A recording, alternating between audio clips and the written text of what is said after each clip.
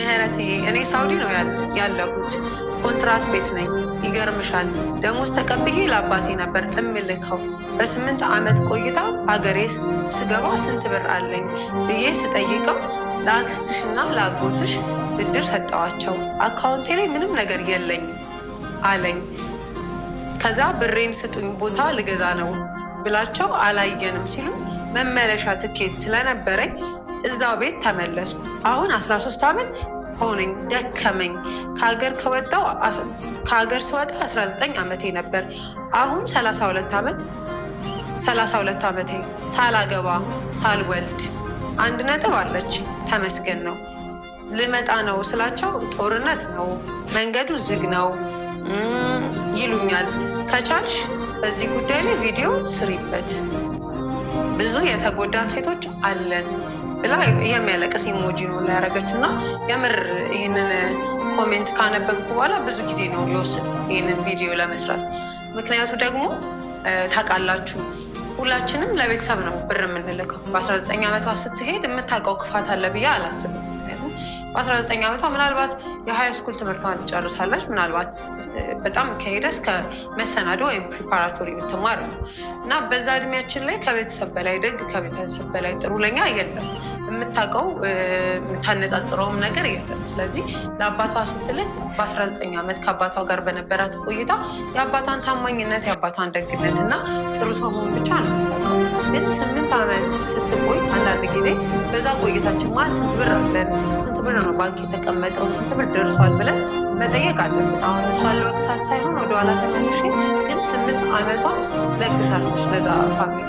ከዛ ደግሞ ከባዱና አስቀያሚው ነገር ምንድን ነው? ያንን ነገር ሉዝ አድርጋ ተመልሳ የመጣችው እዛች ማዳም ቤት ነው። ታውቃላችሁ አይደለ? ወደ ሀገር ቤት ስንመለስ ተመልሰው ይመጣሉ።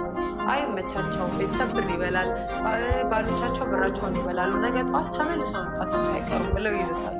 ታዲያ እንደሚሉትም ከስተን ጠቁረን ተጎሳቁለን ምናምን ሀገራችን ሳይሆን ከሁለተኛ ሀገር ወይ ደግሞ ስደተኛ የምንመስለው በገዛ ሀገራችን እንደዛ ሆነን ነው ወደ እነሱ ቤት የምንመለሰው። በፊት የነበራት ኮንፊደንስ፣ በፊት የነበራት በራስ መተማመን በእርግጠኝነት ሁለተኛ ላይ ስትመለስ አለ። ምክንያቱም መከዳት በራሱ የሚፈጥረው ከባድ የሆነ ትራማ አለ፣ ከባድ የሆነ ፔን፣ ህመሞች አሉ። ያንን ችላ 5 ዓመት ከዛ በአጠቃላይ እዛው ቤት 13 ዓመት ሳዑዲ ነው ያለች። ታዲያ አሁን ተመልሳ ለመግባት በቂ ምክንያት የመጀመሪያው ደክሞኛል ያለ ስንሰደድ አቅም አለን፣ ኢነርጂ አለን፣ ልጅነት አለን። እንደገና ደግሞ ለቤተሰቦቻችን እምነት አለን። ሁሉን ነገር ነው ያጣችው። አቅሟን አታለች፣ ጊዜዋን አታለች። እንደውም ምንድን ነው የሚለው ከኮሜንት ስር ከዚህ ምንም ሳላገባ ሳልወልድ 32 ዓመት ሆነኝ ነው። ታዲያ ብዙ ጊዜ እነዚህ ራሱ ይዘው በሚመጡ ነገሮች አሉ። ለምሳሌ አለማግባቷ፣ አለመውለዷን እና የሴት ልጅ የጊዜ ፍሬም አለ። ለምሳሌ 40 ዓመት 42 ዓመት ያለች ሴትና 22 ዓመት ያለች ሴት እኩል አይደለም ማለት ነው። እናውቃለን። በቃ ምንም ማውራት የለበትም። ታዲያ እቺ ልጅ ይህንን ነገር ስትል በብዙ ነገር እየተጎዳች ነው እና ለእህቴ እኔ እንዳሳ 1 ነጥብ ካለሽ የመጀመሪያው ሀገርሽ ለመግባት በጣም በቂ። ሁለተኛው ጦርነት ምናምን የተባለው ምናልባት አሁን ለአንቺ የሚነገርሽ አንቺ በመጣሽበት ከነበረው የባሰ ነገር አልሆነም ያለው ሀገር ቤት እንደሚኖር ሰው ሲሆንሽ። ሶስተኛ በጣም ከሀብታሞች በላይ ሀብታሞች። ምክንያቱም የስራ ሞራል ካለሽ 1 ሚሊዮን ካለሽ ሀገርሽ ገብተሽ መስራት ትችላለሽ። ግን ማስጠንቀቂያ በዚህ መሀል የሚሰጥሽ ቶክሲክ የሆነ ፋሚሊ። ይሄ ዋናው ነገር ጤና አንገት ቢቆረጥ የሚል የሀገር ቤተኛ አባባል አለ አይደል? አይሰራም። አንገት ከተቆረጠ በኋላ ጤንነት የለም አይደለ? እንደዚህ አይነት ቤተሰብ ከህይወታችን ላይ ካላስወጣ መኖር አይቀጥልም። 8 ዓመቷን ሰጥታለች ለአባቷ ለአክስቷ፣ እንደሚለው ከሆነ ለአክስት ላጎቷ አበድሯል። አበድሮ ይሁን ራሷ አክስት ይሁን አላውቅም። እሷም ያለችው ለአክስትሽና ላጎትሽ። እነዚህ አክስትና አጎት ምናልባት የእሱ እህትና ወንድም አሊያም ደግሞ የእሷ የእናቷ እህትና ወንድም ሊሆኑ ይችላል። ከዚህ የተለየ አክስትና አጎት የለም። ግን እነዚህ ሰዎች ማንም ሆኑ ማንም መልሰው ይህን ብር አይሰጡም። ማወቅ ያለባት የመጀመሪያው ይህን ብር መርሳት አለባት። ከአእምሯ በጣም ነፃ መሆን የሚችለው ይህን ብር ስትረሳ፣ በቃ ልትረሳው ይገባል። ይሄ የ8 ዓመት ልፋቷ 8 ዓመት ሰው በሆስፒታል ያሳልፋል። 8 ዓመት በተለያየ ኮማ ውስጥ እኮ ከዓመት በላይ ሰው ይቆያል። በተለያየ ህመም እስር ቤት ውስጥ ሆኖ ታሞ ምናምን ያሳልፋል። ስለዚህ ማሰብ ያለባት 8 ዓመት በቃ ያጣችሁ ካላት አይሆንም። አሁን ያላት 1 ሚሊዮን ያን ጊዜ 8 ዓመት ድሯን ሲግሉ መርዝ ጠጥታለች ሞታ ቢሆንስ? በጣም ጀግና ሴት ነች። ወደ ሀገርሽ መጪ መስራት ትችያለሽ ብዬ ነው የማስበው።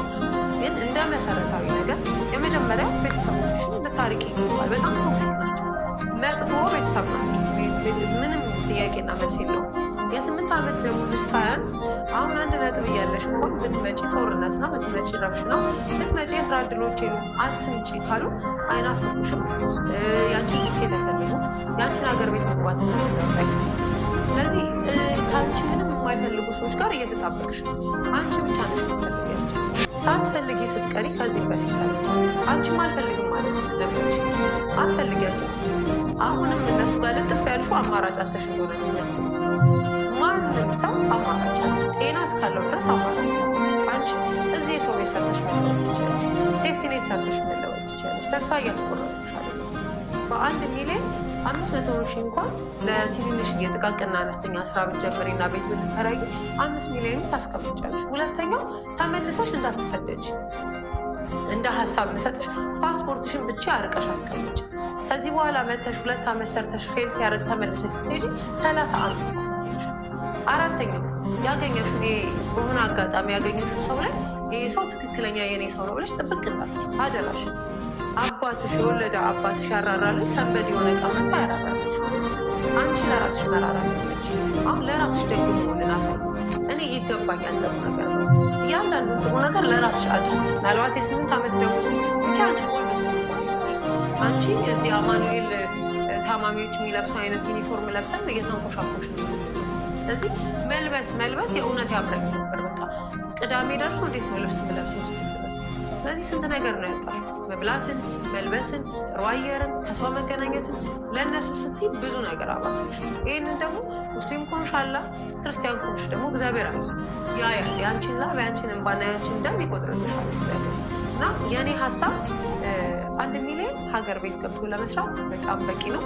እንደነገርኳችሁ 10 ሺህ በማይሞላ ካፒታል የዛሬ 4 ዓመት ስራ ነው የጀመረው። በዛን ሰዓትም 10 ሺህ አይደለም 100 ሺህ ስራ ያሰራን በሚባል ሰዓት ስራ የሚያሰራን አእምሯችን ኢነርጂያችን እንጂ ካፒታላችን አይደለም። አንቺ መታይ ሰርቫይቭ እስክታረጊ እስክትለማመጂ ሀገሩን እስክታይ ዋጋ ሊያስከፍልሽ ይችላል። ግን ከቤተሰቦች ውጪ ዋጋ የምትከፊውን ዋጋ መክፈል እንዳትዪ። ነገሽን እየሰራሽበት ነው የምታልፊ። ሁለተኛ መተሽ በፍጹም ሻንጣሽን ጎትተሽ እዛ ቤት እንዳትገቢ። ሶስተኛ እንዳታምኛቸው በፍጹም ተቀይረናል፣ አሁን እንደ ድሮ አይደለንም ወይ በሼር እንስራ ምናምን እንዳታምኝ። ሌላው ደግሞ አሁን ያለሽን የብር መጠን ለሰዎች አትንገሪ። አሁን ሀብታም ናቸው የሚገርም መኪና ቤት አላቸው የምትያቸው ሰዎች ማጆሪቲ ሳወራለሽ እንደ ነጋዴ ብዙ እንደማቅ በዙሪያ ካሉት ምናምን ብነግርሽ 1 ሚሊዮን በካሽ ያለው ሰው የለም። ሰው ኢንቨስት አድርጓል የሆነ ነገር ላይ። ስለዚህ ያ ነገር ነገ ጠዋት ነው እንጂ ሊመለስለት የሚችል አሁን ከአንዳንድ ያንን ብር በካሽ አውጥቶ መጠቀም አይችልም። ስለዚህ አንቺ በጣም ሀብታም ነሽ እና ወደ ሀገርሽ መግባት ትችያለሽ። ከዚህ ቤተሰብ መራቅ አለብሽ። ልታማክሪያቸው ልታወሪያቸውም አይገባም። እኔ ስለ ፎርጊቭነስ አውርቻለሁ፣ ይቅርታ ስለማድረግ አውርቻለሁ። ግን ይቅርታ ማድረግ መኖርን ያካትታል። አንቺ ሞተሽ አንቺ ከዚህ በኋላ ባለማግባትሽና ባለመውለድሽ ቢያንስ እየተጸጸትሽ ነው። ነገ እዛ ቤት መተሽ 1 ወር ያለ ስራ ለመፈለግ እንኳን ብለሽ በምትቀመጪ ጊዜ እመኝም እንደሚሉሽ ታውቂያለሽ።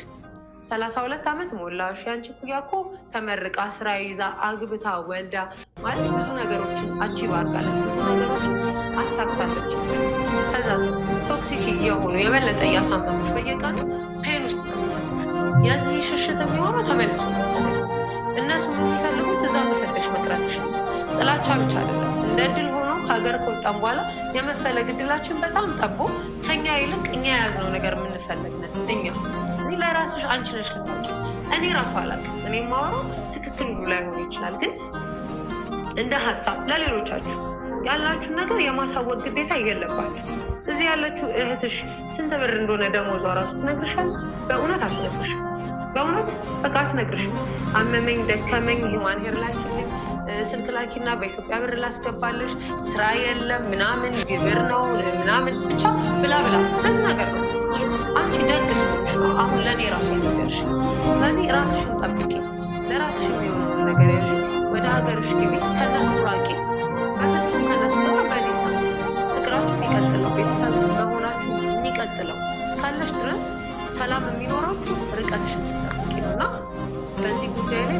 ማውራት እፈልጋለሁ።